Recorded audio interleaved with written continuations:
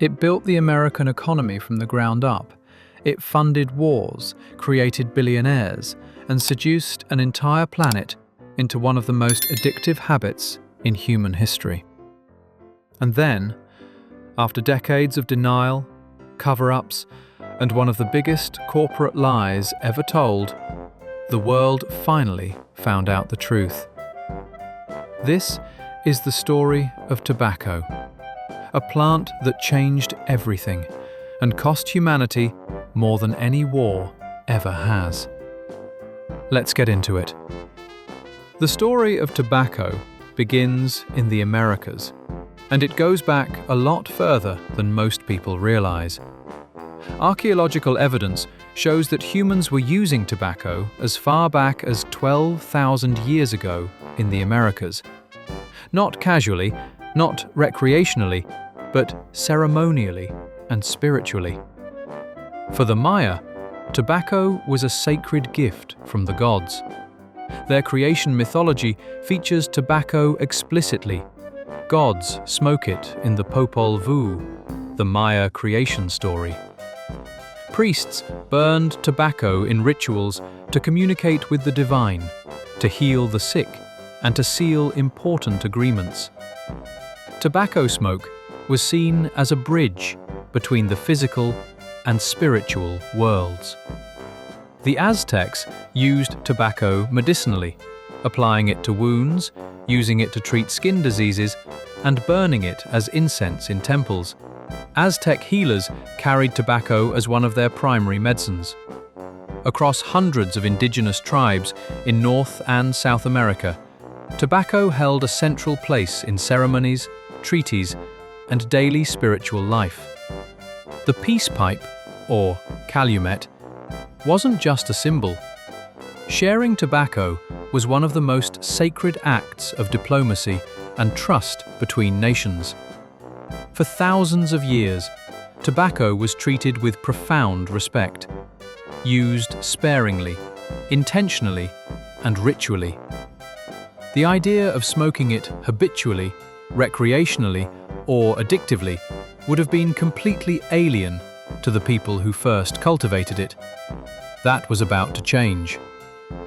On November 2nd, 1492, just weeks after Columbus first landed in the Americas, two of his crew members, Rodrigo de Jerez and Luis de Torres, were sent to explore the interior of Cuba. They returned with a remarkable report.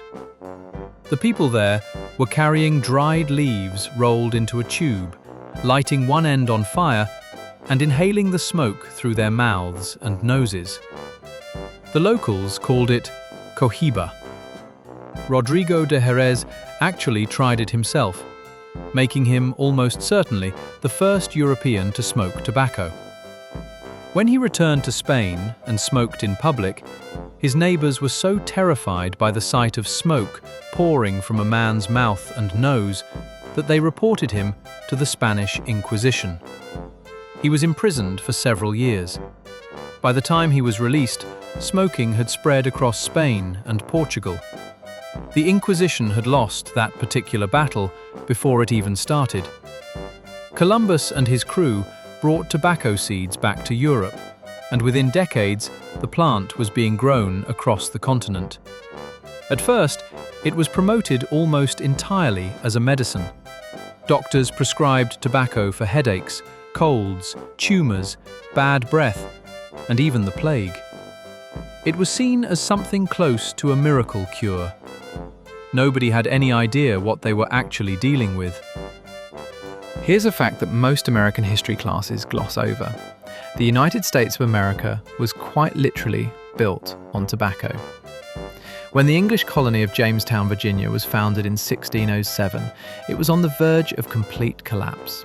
The settlers were starving, dying of disease, and had found nothing of value to send back to England to justify the colony's existence. Then, a colonist named John Rolfe, yes, the same man who married Pocahontas, experimented with growing a milder variety of tobacco, adapted from Caribbean strains in 1612. The result was a product that England loved. By 1617, Virginia was exporting 50,000 pounds of tobacco to England per year. By 1629, that number had risen to 1.5 million pounds. Tobacco didn't just save Jamestown, it saved the entire English colonial project in America. But tobacco farming required enormous amounts of labour, and this is where the story turns deeply dark. The explosive demand for tobacco labour was one of the primary drivers of the transatlantic slave trade. Hundreds of thousands of enslaved Africans were brought to Virginia, Maryland, and the Carolinas to work tobacco plantations under brutal conditions. The tobacco economy and the institution of slavery were inseparable. The wealth generated by tobacco, built on enslaved labour, funded the infrastructure, institutions, and economic foundations that eventually became the United States. The connection between tobacco, slavery, and American prosperity is one of the most uncomfortable truths in the country's history. And the plantation owners who profited most, many of them became the founding fathers. George Washington grew tobacco at Mount Vernon. Thomas Jefferson, who wrote that all men are created equal, was a tobacco planter whose estate was funded by enslaved people. Tobacco money shaped the ideals and the contradictions of America simultaneously. While tobacco was transforming the Americas, it was also spreading around the globe at a speed that was remarkable even by today's standards. By the early 1600s, barely 100 years after Columbus, tobacco had reached virtually every corner of the world. In the Ottoman Empire, coffee houses and tobacco pipes became inseparable parts of social culture. The water pipe, or hookah, became an iconic symbol of Ottoman social life. Sultan Murad IV actually banned tobacco on pain of death in 1633, reportedly executing people caught smoking. It didn't work. Smoking continued in secret, and the ban was eventually lifted. In Japan, tobacco arrived via Portuguese traders around 1600 and spread so rapidly that the shogunate tried multiple times to ban it, also without success. In China, tobacco spread through trade routes and became so popular that it displaced traditional Chinese herbal smoking customs within decades. In Russia, Tsar Michael I decreed that first-time smokers should be whipped and repeat offenders should have their noses cut off. Still didn't stop people. The pattern was the same everywhere tobacco went. Authorities tried to ban it, failed completely, and eventually gave up and taxed it instead. No substance in history spread across cultures and geographies as quickly, as stubbornly, and as irresistibly as tobacco. The reason, of course, is nicotine, one of the most powerfully addictive substances found in nature. For most of tobacco's history in Europe and America, it was consumed primarily as pipe tobacco, cigars, or snuff, inhaled through the nose. Cigarettes existed, but were considered low class and crude compared to the refined gentleman's pipe or cigar. Everything changed with two inventions. First, the development of flue-cured bright tobacco in the 1830s, a milder, more aromatic tobacco that was actually pleasant to inhale deeply into the lungs. Previous tobaccos were too harsh for deep inhalation. This new variety made cigarettes genuinely enjoyable in a way they hadn't been before. Second, James Bonsack's invention of the cigarette rolling machine in 1881, which could produce 120,000 cigarettes per day, replacing what previously took hundreds of workers to roll by hand. James Buchanan Duke licensed the machine and used it to flood the American market with cheap cigarettes, eventually forming the American Tobacco Company, a near monopoly that dominated the industry the same way Standard Oil dominated petroleum. But the real rocket fuel for the cigarette industry was World War I. Military commanders on all sides distributed cigarettes to soldiers as standard rations. The logic was simple. Cigarettes were compact, provided a brief moment of calm in unimaginable stress, and were easy to distribute in the field. tens of millions of young men who had never smoked before came home from the war as confirmed addicted smokers. By the 1920s, cigarette smoking had also spread dramatically to women, a profound social shift. Tobacco companies explicitly marketed cigarettes to women as symbols of liberation and equality. Lucky Strike's famous campaign positioned cigarettes as a fashionable weight loss tool. Reach for a Lucky instead of a sweet. By 1950, over 50% of American adults smoked cigarettes. Doctors appeared in cigarette advertisements. Cigarettes were given as gifts. They were glamorous, sophisticated, and completely normal. The entire world was hooked. Here is where the story becomes one of the greatest corporate scandals in history.